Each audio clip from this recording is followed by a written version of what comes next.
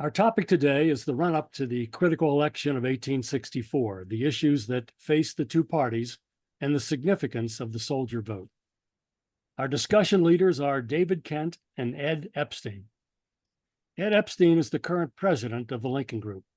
He has chosen to focus on Lincoln studies after a successful career as a journalist and editor at such publications as the Dow Jones News Service, the Asian Wall Street Journal, the Chicago Sun-Times, and the San Francisco Chronicle.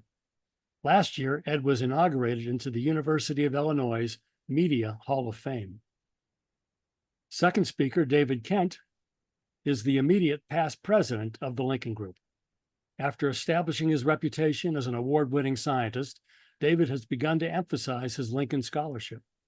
He has published 6 books, 2 of which were on Lincoln. He has written many articles for Civil War and Lincoln publications and is an editor of the Lincoln Herald. After our 2 presentations, we will appreciate your input and questions for the remainder of our time. First, David Kent will give some background on the election's issues within the 2 political parties. Then Ed Epstein will examine the claims and counterclaims surrounding the disputed soldier vote. And now, David Kent. Thanks, John. Let me share my screen. So hopefully everybody can see this. So the 2 of us are going to talk about the election of 1864. And in order to understand the election of 1864, you have to think very quickly back to 1860. And remember that Lincoln and the Republican Party only became president because the Democratic Party basically self-destructed. The Southern Democrats did not like the idea of having Stephen A. Douglas as the nominee, who was supposed to be the presumed nominee, because they didn't think that he would be strong enough in trying to keep slavery or protect slavery. And in fact, they thought that he would block it not going into the territories, which was the major issue. So they had a northern Democrat and a Southern Democrat, and because of that split, Lincoln was able to win with a popular vote just over 39%, although he did get more than 50% of the electoral vote. So that was 1860. Now we get to 1864. We've gone through almost 4 years of war, and things are a little bit different, but the Democratic Party again tries to shoot itself in the foot. It decides that it needs to cater to the peace Democrats. So let me just back up a little bit. First, they decide, okay, we're going to have George McClellan as our presidential nominee. And that's a pretty good choice, actually. George McClellan is a war Democrat, and he was the general-in-chief early in the war. Lincoln fired him. So he's always been a rival of Lincoln. He got fired because even though he was very good at training troops, he was not so good at putting them into war, into service. And so Lincoln got rid of him and kept trying to find people that would fight the war. But still, by 1864, he was no longer a general, but he was a war Democrat.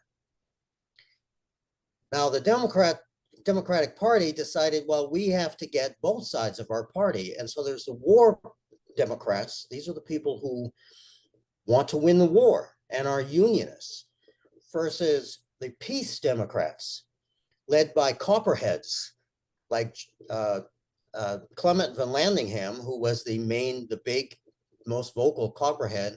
But one of his proteges was George Pendleton, also a congressman from Ohio. And Pendleton was a peace Democrat, a Copperhead, whose basic idea was, we're going to declare peace, and then we're just going to work it out. And we're going to give, basically what the Confederacy wants, which is essentially the going off on their own as their own country. On top of this, the Democratic Party decided they're going to saddle McClellan, a war Democrat, with a peace platform. So the peace platform says, we're going to just declare peace and that's it. And then whatever the South wants, they get. Not really the best strategy, but that's where they were. And it made it worse because McClellan, the war Democrat, repudiated his own party's platform, the peace platform of the Democratic Party. So that's who they put up. Not necessarily the best strategy, but McClellan's a strong leader. So then we have the Republican Party. Now, the Republican Party is going through a lot of upheaval itself. The public is tired of the war. They don't see a path to victory. Remember, all of these decisions on who was going to run were happening in the spring of 1864. And in the spring of 1864, things weren't doing great for the North. They wasn't sure whether they were going to win the war. Things were just dragging out. Lincoln put Ulysses S. Grant as general-in-chief in March, but his first forays as general-in-chief, a lot of people died. They didn't really get a lot of progress going, so things weren't looking so good. Meanwhile, Secretary Treasurer Salmon P. Chase has been intriguing behind the scenes with the radical Democrats really for years. He never gave up on his belief that he should have been the nominee in 1860. So he is there intriguing, trying to get the radical Republican part of the party to put him forth as the nominee instead of Lincoln. And remember that it had been 20 years since a president had gotten a second term. So we all know that it got a little messy. Salmon P. Chase kind of backed away with his tail between his legs, and he was out of there. But the radical Republicans still weren't satisfied with Lincoln. They didn't think he'd be tough enough on abolition. They weren't sure he was going to win the election. So the radical Republicans decided, we're going to put up our own slate of people. And they did this in late May, before the rest of the Republican Party got together. They had a convention, and they called themselves the Radical Democracy Party, because they can't call themselves Republicans since they were really only a small part of the Republicans. And they put forth as their presidential nominee John C. Fremont. Now, Fremont, again, on paper, is a very good choice. He was the Republican nominee in 1856, the very first time Republicans ran someone. He lost that election to Buchanan, but not by that much. If a couple of states had switched over, he could have won. He was definitely an abolitionist, which the radicals wanted. He had gotten himself into trouble when he was head of the Department of Missouri, where he unilaterally emancipated all of the enslaved people in Missouri, which was problematic for a couple of reasons, maybe several reasons. One, because he didn't have the constitutional authority, nor the presidential authority. And also, remember, Missouri was a Union state. Even though it was a slave state, it stayed with the Union. It was not in rebellion. So we really didn't have much authority to do that. But he was definitely an abolitionist, and the radicals liked that. Now, they also realized, well, we have to carve off the war Democrat side of the Democratic Party, because they are also for winning the war and reuniting the Union. They just weren't so sure about Lincoln. So let's get them. So they picked John Cochran, who was a New York general from New York at that time. He was a war Democrat. So this was the Radical Democracy Party, the Republican One party that went in. Now, most of the Republican Party was still backing Lincoln. And they figured, Lincoln, maybe there's some issues, but it's not a very good strategy to change horses in the middle of the stream. Let's stick with Lincoln. And most of the people still supported Lincoln and the Republican Party. But they too knew they had to get these war Democrats in. So they renamed themselves the National Union Party to emphasize the fact that they're not just a sectional party like they were accused of in 1860, and that they were for union and that they represented everyone in the union in order to get these war Democrats. So they looked around, who do we know was a war Democrat? And they came across Andrew Johnson. Now remember, Abraham Lincoln had a vice president in the first term. Hannibal Hamlin was very loyal to Lincoln. In fact, he might have even been a little bit more abolitionist than Lincoln, but he was from Maine, and Maine was pretty secure in the Republican Party side voting. So he was really superfluous, and they needed to get these war Democrats in then. So they go to Andrew Johnson, and Andrew Johnson, again, seemed like a good choice on paper. We all know how things worked out, but before that, he had been he had been the governor of Tennessee. He was the sitting senator of Tennessee when when the war started. And when Tennessee seceded, joined the Confederacy, he said, no way, I don't believe in secession. I don't believe in disunion. I'm a Union man. I want to stay with the Union, which he did. Now, he was out of a job because Tennessee doesn't have senators anymore, so he didn't have a job. But in 1862, around there, by the time the Union had already fairly early in the war gotten control of the eastern part of Tennessee, Lincoln put Andrew Johnson in as the military governor of that eastern part of Tennessee. And so, he's very loyal. He's very much a Union guy. This is a great place. That said, by August, Lincoln still wasn't sure he was going to win. It looked pretty bad, actually. It was then that he did the blind memorandum that I think we all know about. We can talk about it if people want. He didn't think we were going to win. Plus, there was this John C. Fremont out there with this Radical Democracy Party. So a couple of things happened, which I'll mention pretty quickly in a minute. And John C. Fremont in early September said, we're not getting any traction as a party. Most of the people still back Lincoln in the party. The National Union Party has as part of its platform abolition. So, hey, we'll just back out. We don't want to be the spoiler and hand this over to McClellan. And things don't look too good. So we better back out and let Lincoln both either win or take the heat for not winning. So when we get to the election, it comes down to these two slates. The incumbent Abraham Lincoln and the war Democrat Andrew Johnson for the Republican Party, which is now called the National Union Party, and the George McClellan as a war Democrat and George Pendleton as a Copperhead Peace Democrat as the Democratic Party. And this is the way it went into the fall. Things still didn't look too good for Lincoln until three things happened. First off, Admiral David Farragut won the Battle of Mobile Bay, and this is the battle in which he had his crew strap him to the mast, and he said, damn the torpedoes, full speed ahead, or something close to that at least. Meanwhile, William Tecumseh Sherman, who had gone radio silent for like a month, nobody knew exactly where he was, sends a telegram on September 2nd to Lincoln and says, hey, guess what? I just captured Atlanta, and I'm going to just keep going. I'm going to march all the way to the sea. So that started to change people's minds. And then on top of that, Philip Sheridan is coursing down the Shenandoah Valley, getting rid of all of the Confederates, been using that basically as an elevator to get to close to Washington, D.C. So those three battles really changed things and got the public now thinking, hey, we can win this thing. Maybe we should stick with Lincoln. Now, this made a pretty drastic choice. It's kind of like this year. It's a pretty obvious choice between one side and the other.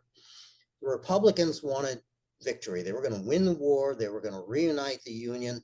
And they were calling for a constitutional amendment to abolish slavery everywhere in the country. It would get rid of slavery. It would get rid of that problem that had been dogging the country since the beginning of time.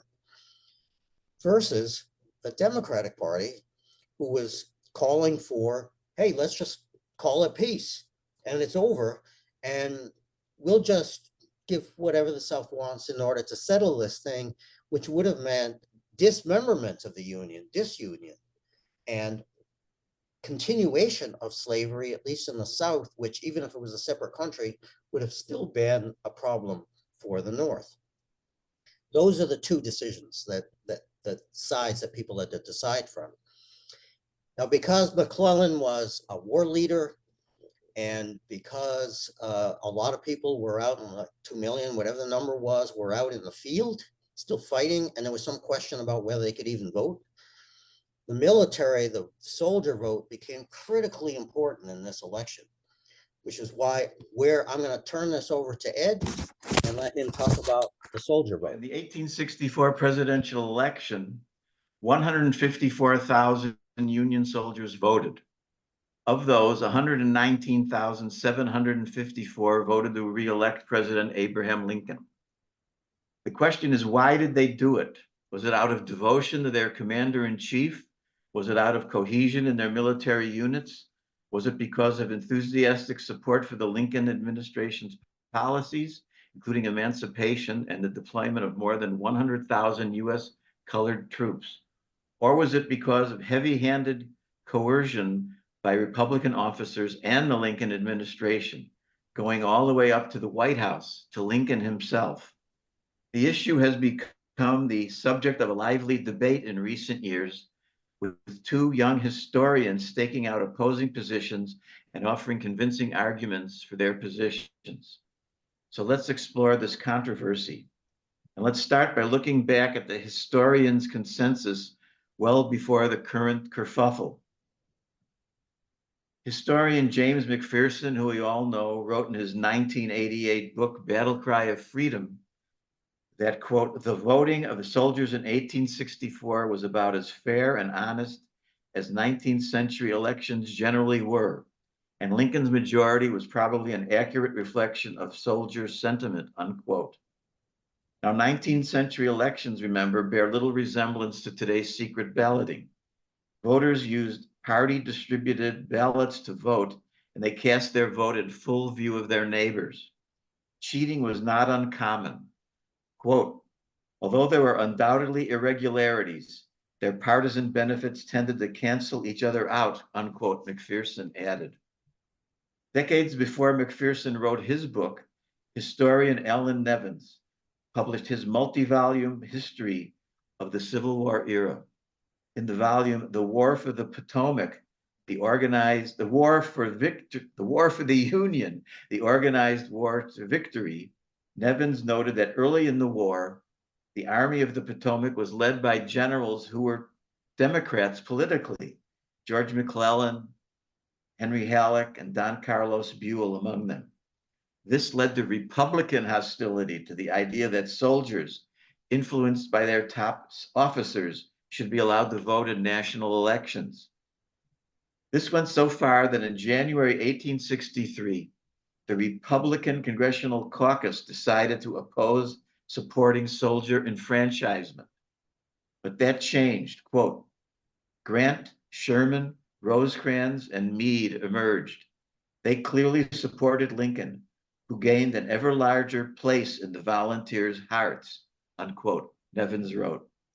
By 1864, the Democrats and Republicans had swapped positions, with Democrats now largely opposing soldiers voting in the field, and Republicans eager to boost such participation.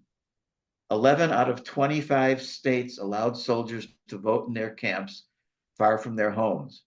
Others required soldiers to return home to vote. Lincoln himself was aware of the potential importance of the soldier vote as Republicans campaigned for October 1864 state elections. On September 19th, 1864, Lincoln wrote to General Sherman about soldiers in his Western Army from Indiana, one of the states that required soldiers to come home to vote. Quote, this is from Lincoln's letter. Anything you can safely do to let her soldiers, or any portion of them, go home and vote will be greatly in point. They need not remain for the presidential election, he told Sherman, adding, quote, this is in no sense an order, but of course it was. Nevins wrote that despite all the attention paid to the soldier vote, quote, in not a single state was this vote decisive, unquote. Remember that Lincoln coasted to victory over McClellan with 55% of the popular vote and an electoral college landslide. Fast forward to 2014, when historian Jonathan White, who we know, published his book, Emancipation, the Union Army and the Re-Election of Abraham Lincoln. There's a typo there. White takes a provocative view.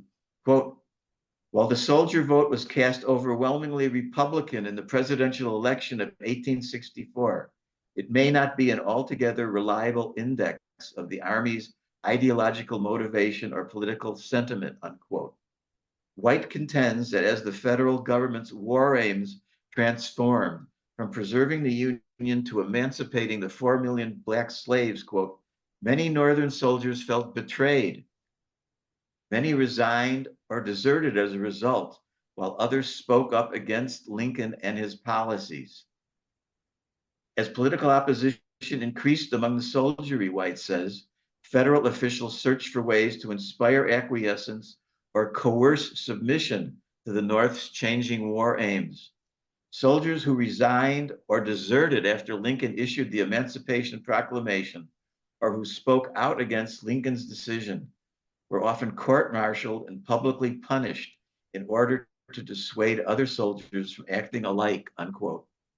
White recounts at length the stories of soldiers who were court-martialed for taking anti-Lincoln stands. Some examples.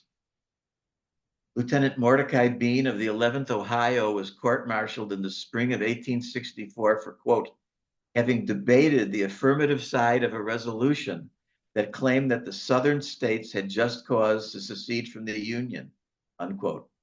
He was also tried on other offenses, drunkenness and playing cards with enlisted men among them, and was acquitted on the disloyalty charge because the judges said his regiment had a debating society in which both sides of an issue were debated.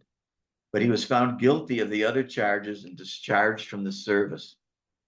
Lieutenant Edward Underhill of New York was court-martialed and fined 6 months' pay for criticizing, quote, the damn Lincoln N-word government, unquote. Captain Charles Arthur of the 5th New York Cavalry was dismissed for calling Lincoln, quote, a loafer and a traitor. I never heard Lincoln called a loafer. He worked himself to death. Lincoln himself sometimes got involved in cases. For instance, Colonel Frank Wofford of the 1st Kentucky Cavalry was dishonorably discharged in March 1864 for opposing the enlistment of black troops. He was arrested. There's Jonathan White. He was arrested later and sent to Washington to meet with Lincoln himself. Lincoln, of course, was much concerned about public sentiment in Kentucky, a key border state and the state where he was born. In their meeting on July 7th, 1864, Lincoln and Wofford signed a parole, allowing Wofford to return to Kentucky to await trial and saying that Wofford had agreed to stop speaking out.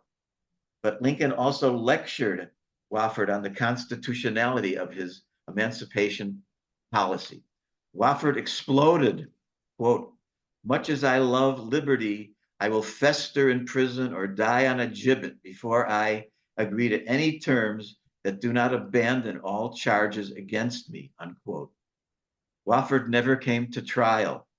He took to the stump for McClellan in the 1864 campaign, and after Lincoln's triumph, he was arrested and imprisoned for disloyalty, but he was released in February 1865.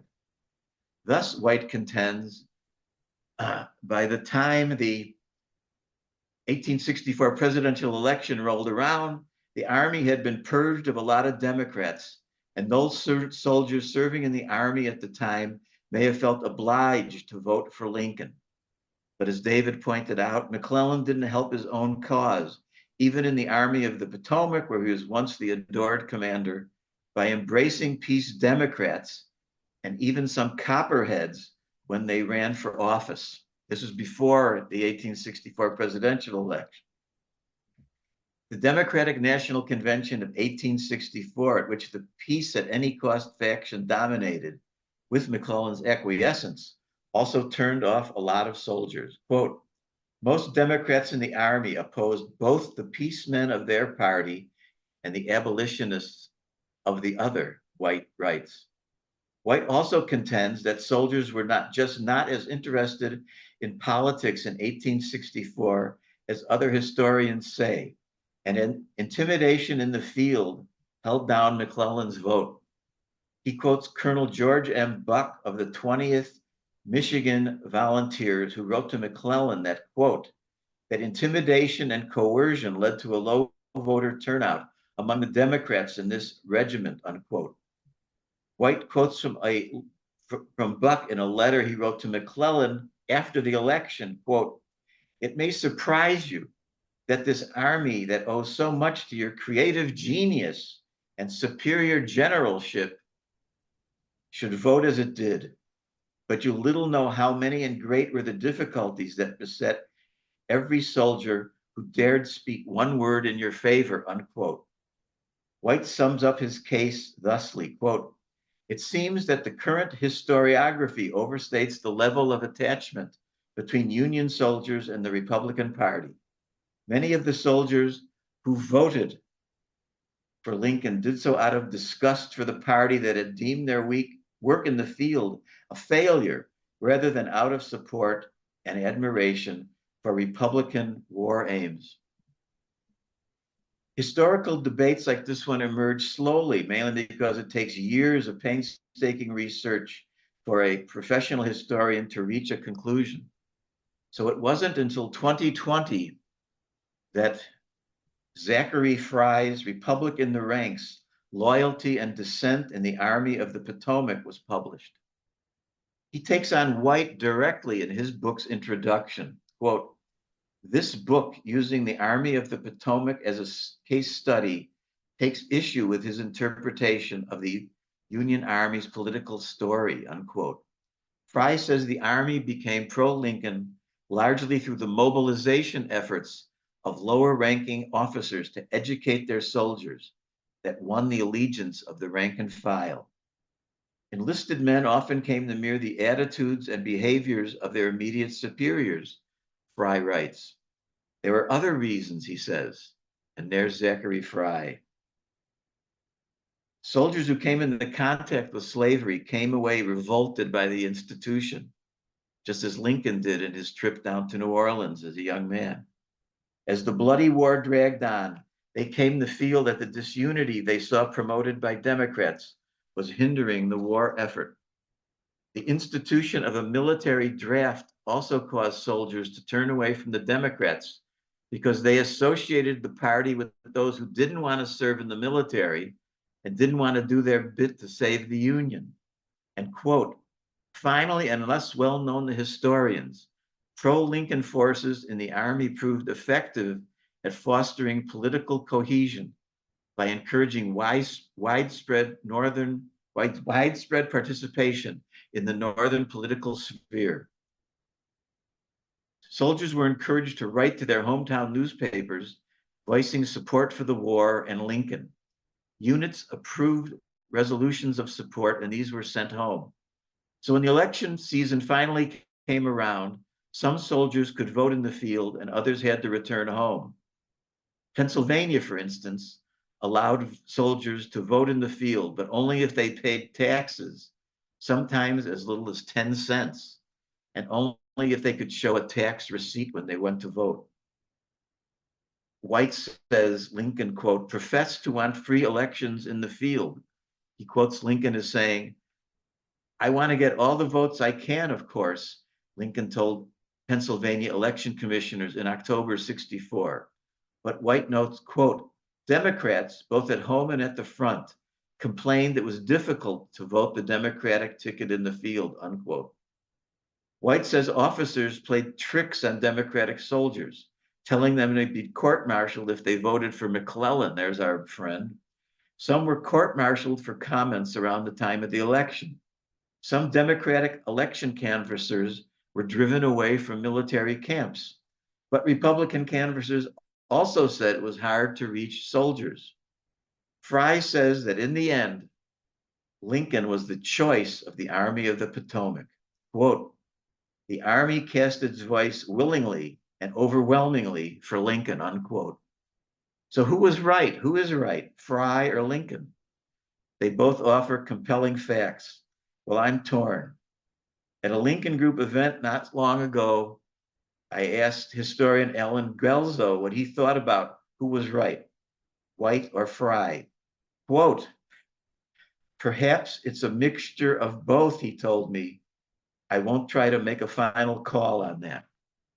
Who am I to argue with him? So with that, I return the program to John O'Brien.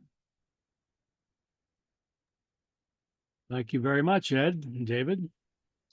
I'm going to first start with asking David to think about how he'd want to question the other presenter, and then vice versa to get us started. If anybody else has questions or observations, please feel free to raise your hand and we'll call on you as the discussion progresses. But Ed, let me just ask you, I have read that there was a tendency after 1863 for Republicans to volunteer for service as opposed to Democrats. Democrats tended to avoid service, being involved in the war. Would that have shifted the political relations of the soldiers in the field? Yes. And Fry makes a study of that in his book here. He says that the unsung, the unnoted factor of all of this was the political education that went on in the Army. Remember, the soldiers, he doesn't go into what the literacy rate was, but soldiers were getting their newspapers from home and they would read them around the campfire, share them with each other. And they learned a lot from that. They were becoming politically indoctrinated, not necessarily by the high-ranking officers or by Lincoln or by Secretary of War Stanton, who, by the way, was a Democrat, but by the low-ranking officers, like the first lieutenants and the captains who were closest to the men. This was the force that Fry says really changed things. And yes, remember the draft riots in New York City, for instance. Those were the rioters were mainly Democrats, we assume, a lot of Irish immigrants who feared emancipation because for economic reasons. They feared that slaves would compete with them for low-paying work. So they were against all of this. And this further infuriated the soldiers, like in the Army of the Potomac, as I mentioned, who saw these people as shirkers who were trying to undo the work of the Army. I'll add one thing too. It's that remember in 1862, after Lincoln had issued the Emancipation Proclamation, there were a series of midterm elections in the states, and the Republican Party lost a lot of seats. They still maintained majorities in the House and the Senate, but they lost a lot of seats to Democrats because a lot of people were not happy about the Emancipation Proclamation. But there was also some logistical things, as far as I understand. It's not everything I've studied, particularly, maybe Ed knows, but a lot of the people who signed up, especially earlier in the war, were not Democrats. They were Republicans at that time. And so there were a lot of Republicans in the field. And there, at that time, hardly any states, if any, allowed voting in the field. That was something that changed after the 1862 elections, in large part because Republicans weren't home to vote. And so, remember, just one more thing, and I think that it says something that Lincoln made the effort to get soldiers home to vote in those places, in those states that would not allow soldiers to vote in the field. So he must have felt confident that they would vote for him. remember also that soldiers only signed up at the most for a one-year contract, right? Even I believe even if you were drafted. So a lot of people who saw combat or saw the gore of the war, they went home, they said, I've done my duty, someone else go do it. So that was another factor. These soldiers went home and they said, hey, it's your turn to go out there and save the Union. And when they saw these copperheads or these peace Democrats refusing to serve, it angered them. So White makes a point that a lot of soldiers did not re-enlist. They were offered to re-enlist. They were given inducements, but it was only marginally successful because if you had gone through the Battle of Gettysburg or the Wilderness or something, you didn't want to re-enlist and do this again. And how many lives do you have? A cat has 9 lives. How many lives does a common soldier have. So that was another factor. Do any of these people say what percentage of the people in the army were Democrats versus Republicans? Way of knowing. There was no party registration back then. Yeah. There were no primary elections, I don't think. And Ed, the question, do we know what percentage of soldiers actually voted? Oh God, I'd have to wade through these books again to find the exact. Mhm. It mirrored the general population, I guess, but it was hard for them, as I point out, it was hard for different states had different rules. And New York State was under Horatio Seymour, Democratic governors. So those guys had to go home. Pennsylvanians could vote in the field. Indiana had to go home. Stanton tried to make it so that soldiers could go home to vote. So it mirrored the general population. What about the Navy? Was that a significant factor? Oh, the Navy's much smaller, only about 50,000 guys. So it really not a factor. But again, they tried to have commissioners come aboard ships. These election commissioners who brought the party ballots to come and take a vote of the sailors. So there was some voting by sailors. Do you agree with David that Lincoln's "This is not an order" was really an order? Lincoln's what? Lincoln's "This is not an order" letter to Sherman was in fact an Well, of order. course, when you get a letter from the president of the United States telling you to send guys home and he says it's not an order, you think it's an order? People said no to the president a lot of times, though. Oh well. It's a political order. Lincoln not a shows military himself, order. Lincoln shows he's a smart politician. Okay, does anybody else have questions or comments? You can raise your And the hand. Coast Guard had to be Henry very Cohen. small. This is about the peace Democrats. David said that they supported allowing the South to secede. I wonder did some of them want to negotiate so the South would agree to stay and be able to expand slavery into the territories?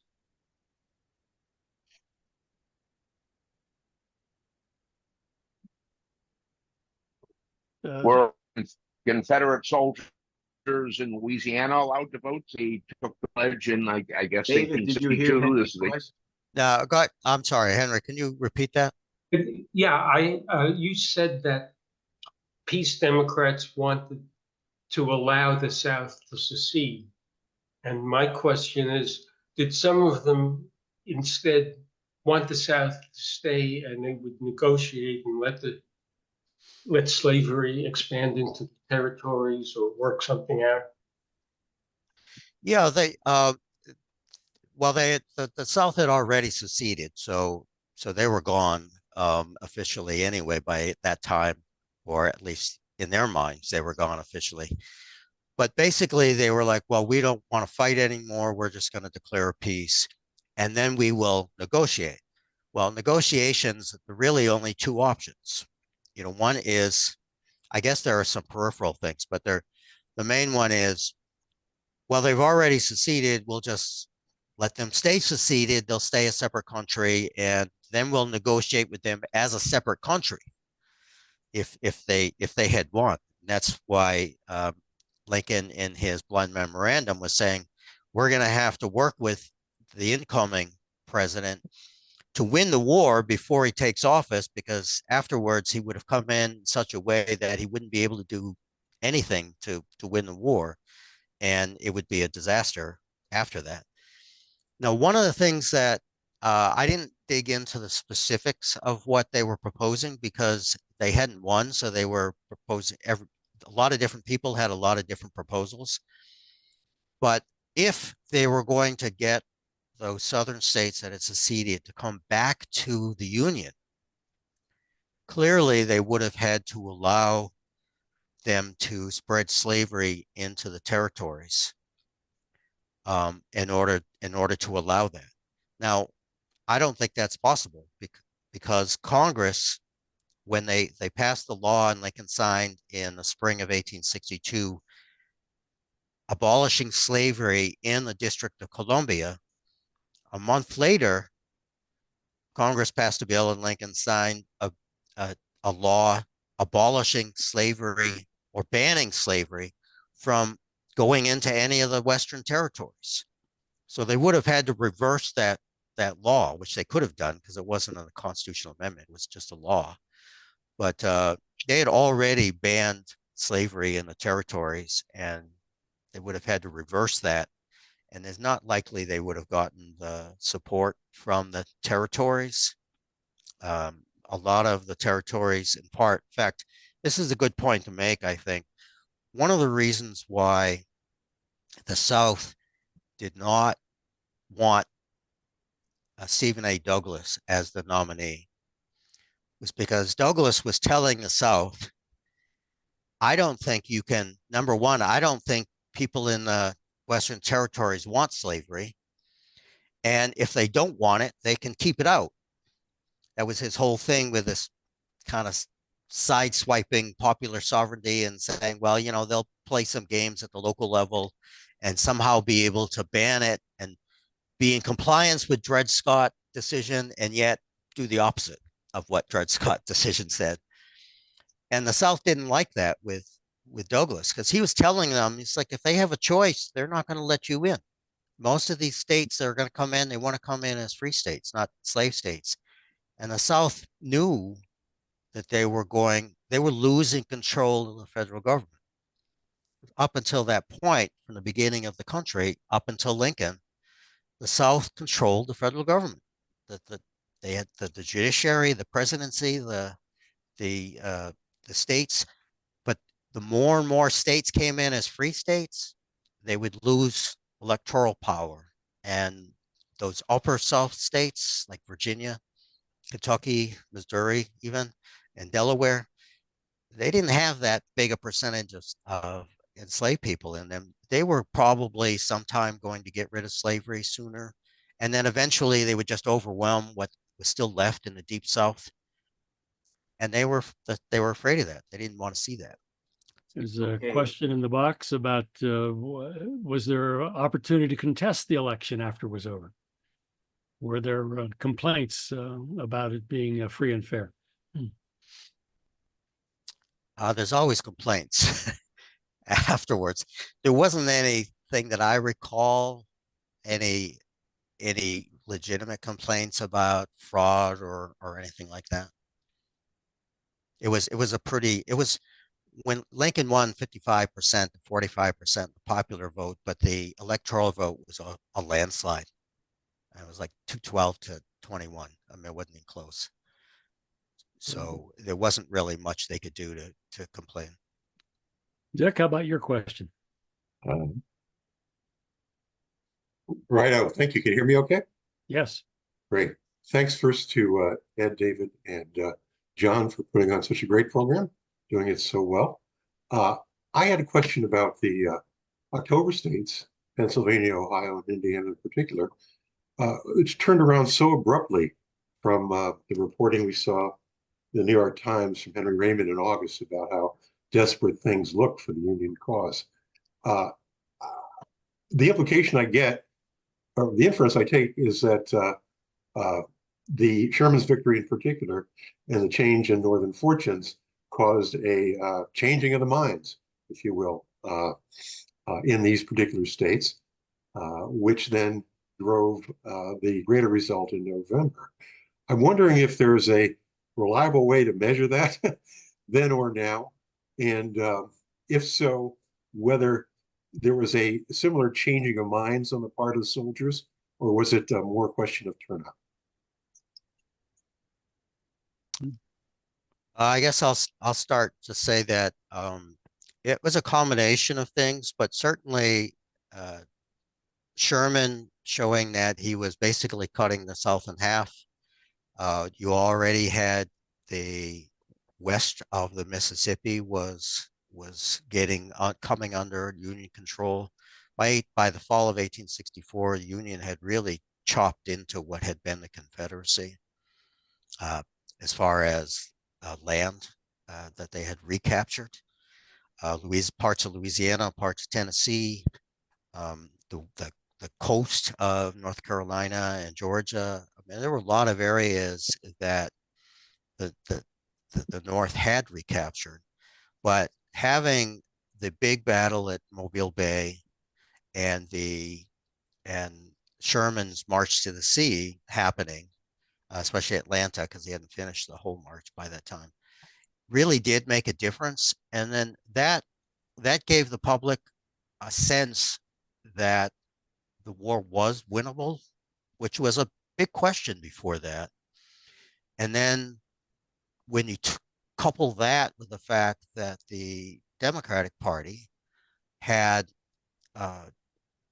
basically had a peace platform, they were going to give up and say, we lost the war and we're just going to negotiate a peace. That didn't sit well with a lot of people, because just about every family, North and South probably, knew somebody that had died. They had lost a family member. All these people were dead, and they were thinking, well, they're just going to throw it away. They would have died in vain. And now I see a path towards victory. Let's go for that. And I think that's pretty powerful. Public opinion is very easy to manipulate. We see that today. It's very flexible. Attitudes don't change quickly, but opinion changes very quickly. How did Lincoln gauge public opinion? In that time period, I think he was still doing his public opinion baths, having people come into the White House. Yeah. But he was reading the papers, and at this point, he was managing public opinion as much as he was listening to public opinion, because it had been a year since the last major victories for the Union, Gettysburg and Vicksburg, and the sense of even Republicans were discouraged through the course of the war. Yeah, and that's why the radicals didn't think that Lincoln could do it, and they were looking to Fremont, but they were still a small portion of the Republican Party. Like any wing of a party tends to be, a small percentage of a party. And that was the case then. The radicals were still not, I don't know what the percentage was, but it was the majority was still Lincoln people. Jeffrey. My point follows on very much from what Dick and David have been talking about. And I wonder if anybody else saw a presentation that John Hennessy gave at the UVA conference last April on the Army of the Potomac. There were 4 or 5 presentations, but his specifically was on the sentiment of rank and file soldiers in the Army of the Potomac in 1864. He quotes a lot of letters home from rank and file soldiers to their families back up north. And he makes the point, similar to what Dick and David have been talking about, that by September, October of 1864, these guys have been fighting hellish battles for 3 months, 6 months, 12 months. What they want to do is survive and go home. And the quickest way to do that is to re-elect Lincoln, finish the war, and go home. And many of them expressed this in letters back to family members that if McClellan comes in and sues for peace, all of the gains that they've been acquiring over the past year will be lost. So it had less to do with are they Democrat or Republican, had less to do with do they favor abolition and emancipation. It really was, I've been fighting in this war a long time. I want to go home. And the quickest way to do that is to re-elect Lincoln. The other thing, of course, is that in any army, a lot of the soldiers are not going to vote against their commander in chief. They're not going to vote like to say this war I'm fighting in has been a failure. They're going to vote for the commander, their boss. So that's one reason why the opposition, they flip-flop. The Democrats wanted to curb the soldier vote, and the Republicans wanted to boost the soldier vote. And that's been Bonnie. true. What I found. Side question, what percentage of a reading and then comment a little bit on it. Say that again, please.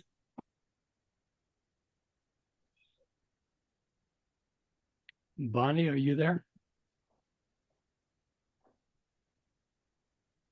Yes, I am. Actually, excuse me, I was going to ask a question just along those lines. That I was wondering if the soldiers' faith in Lincoln wavered in the year before the election, as the public did, and only became swayed when they started seeing some advancement with winning and having a victory. Like if they were questioning Lincoln's leadership and his choice of generals and down, trickle down. But I think my question was just answered by Tom. Thank you very much. We'll go to Mhm. John Swallow. You have a question?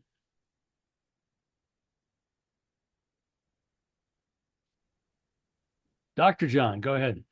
Okay, well, I just want to make a couple of points that one is we always talk about Atlanta being really important in influencing the election, which it was, but having participated in the reenactment, Battle of Westport, which occurred in Kansas City in October, we're very close to the election. It was a Union victory in the Western Theater. It actually, at the time, if you read about it, also had a significant effect on the outcome of the election. I mean, you can't argue with the numbers. Was it that Lincoln got 78 some percent of close to 78% of the soldier vote? Yes. We don't know what percentage of those were Republicans. Like you said, they didn't register, but you can't argue with he got the overwhelming number of the soldier vote.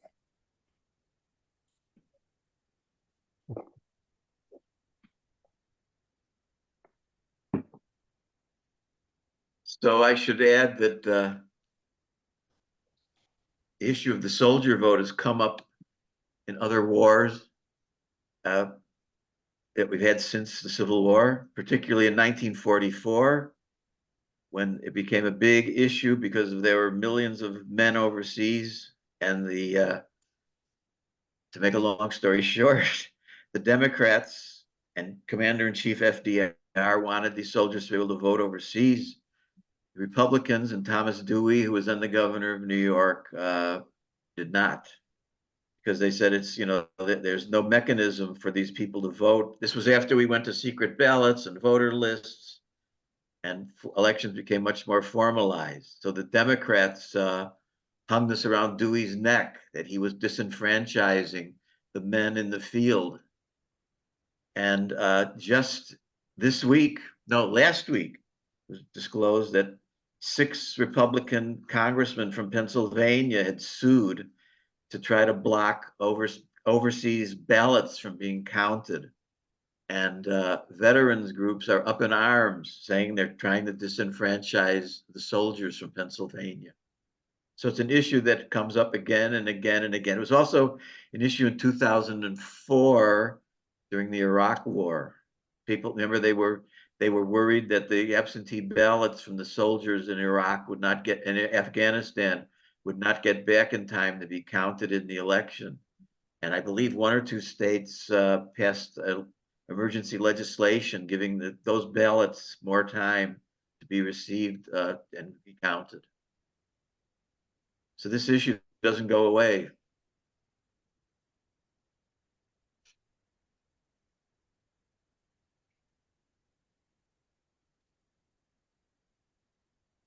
So the critical election of 1864 came down to the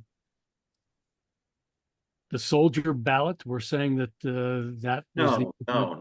Lincoln won handily, 55 to 45%. So the soldier vote itself was not, the deciding factor. The soldiers, by influencing their families, their friends, their neighbors, their communities back home in how to vote for Lincoln, may have been more influential than their actual votes. There were about 4 million votes counted in 1864. Yeah.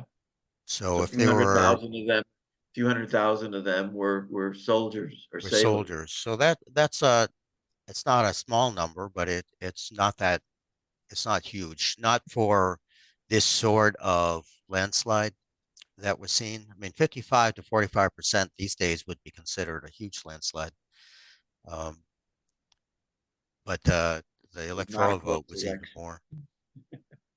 To the extent we know what percentage of the soldiers and sailors and what percentage of the population that was voting was illiterate. I don't know. Literacy No, rate gotta be at before the least- war was about 30%, but illiteracy, Say that again, please, John. the illiterate rate before the war was about 30%. Okay, thank you.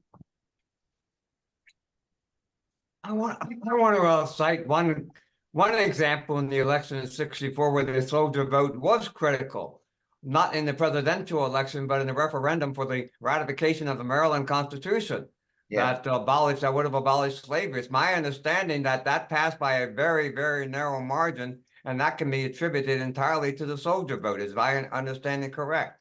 And also in Connecticut, those close elections, yes, local elections. In the congressional elections, they could make a difference. You're making it clear about the numerics. And so that's why they can't do a stolen election thing. But you also mentioned the soldiers coming home.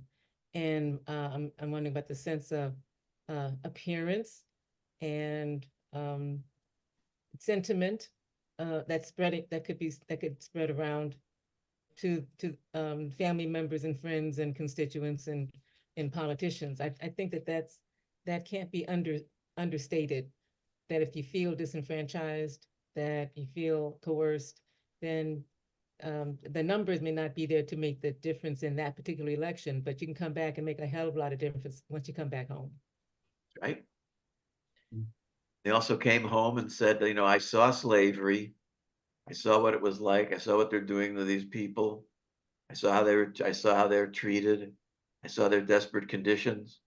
I saw how desperate they were to come over to our side. You know, even if they had nothing, they wanted to seek our protection and work, and they wanted to work for us. They wanted to help defeat the Confederacy and defeat slavery.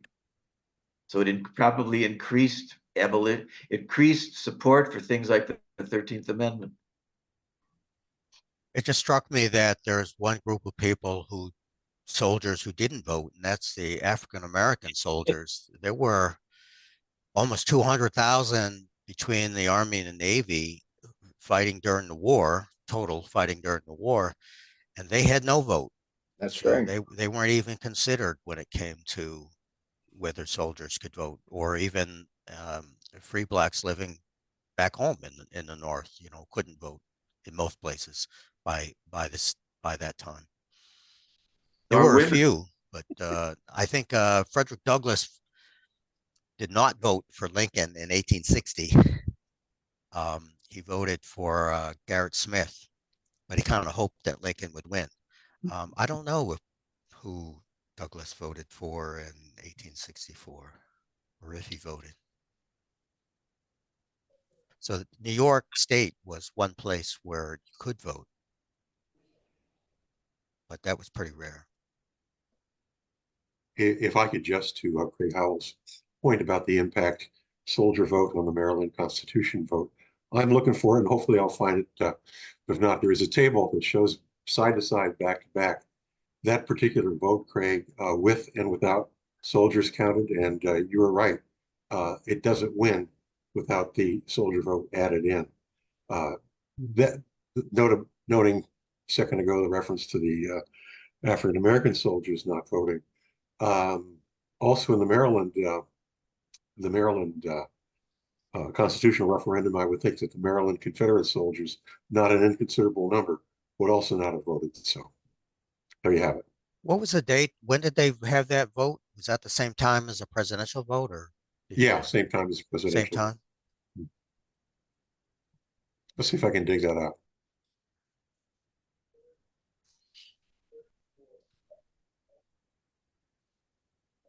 Very good. Okay.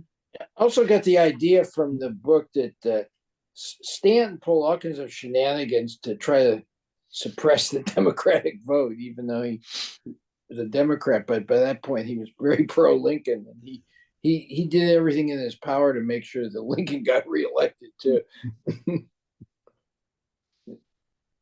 So both of these authors that I referred to have extensive appendixes or appendices where they list unit voting returns that they could, the returns they could find. And someone mentioned the congressional election 1864, which was, I believe, held in October. And it's overwhelmingly National Union, Republican. This is from Pennsylvania. He lists about 20 regiments here. Overwhelmingly Republican, 81.3 to 18.7. Yeah, that's the usual number around 80. Then he goes, he has Mainers in the 1864 presidential election in the Army of the Potomac, 91.2% to 8.8. State vote was 55% for Lincoln and 45% for McClellan. Michigan, 71.5% for Lincoln. The state vote total was 55% for Lincoln. New York actually was more Democratic. It had 49.9% for Lincoln, 50.1% for McClellan in the Army of the Potomac. And the state vote total was 50.5% for Lincoln to 49.5% for McClellan. McClellan, of course, had moved up to New York by then. His son was later the mayor of New York City. Pennsylvania was 67.3% soldier vote for Lincoln. State vote total was 51.7% for Lincoln. He's got all the states here. Vermont. Okay. So it goes on. You can parse this any number of ways. And for people knew how you voted too, because the ballot wasn't secret. Yes. Well, someone asked about it being illiterate. It didn't matter if you were illiterate because you didn't actually mark a ballot. Right. You got a party ballot. There was no individual choice. That's right. You put it into a thing. You got a party ballot. You just put it in the box. You didn't have to make any choices or read the ballot. You just knew by the color of the ballot, or the guy who, when you'd come in, they'd ask you what party do you want? And they gave you a ballot for that. So there'd be 4 colors of ballots because there was 4 parties, and the congressmen and any senators would be for that party would be on the same ballot, and you check off. Well, no, the presidential election was separate from the congressional election. It was okay. And for those who voted in person or had to go home, they had to go to their Evansville, Indiana precinct, or their they're supposed to. Cincinnati, Ohio. But of course, the voter registration rolls, someone mentioned about claims of fraud. The voter registration rolls, such as they were hardly well kept or really official. So it's hard to know. You just showed up in your town and people knew you if you were from a small town. And you had to vote. Ours are slightly different in every state, maybe, but you had to vote on election day from 6 to 7 p.m. or 7 to 5:30 p.m. depending on what state you were voting. I don't know. I don't know. You couldn't show up at 8 p.m. or 5 a.m. I can't answer that question. I have no way of knowing. Okay. So neither one of you really dispute the fact that Lincoln's polling before Atlanta was terrible, and Atlanta was the decisive event to swing his fortunes? I would say it one of the decisive events. I think it was a combination of things, of course. I mean, and you had things Grant was at Petersburg, and it didn't look like it was going to be as long a siege as it was, that it might turn out quicker. But in any case, there were military things going on, but there were also just, I think, the importance of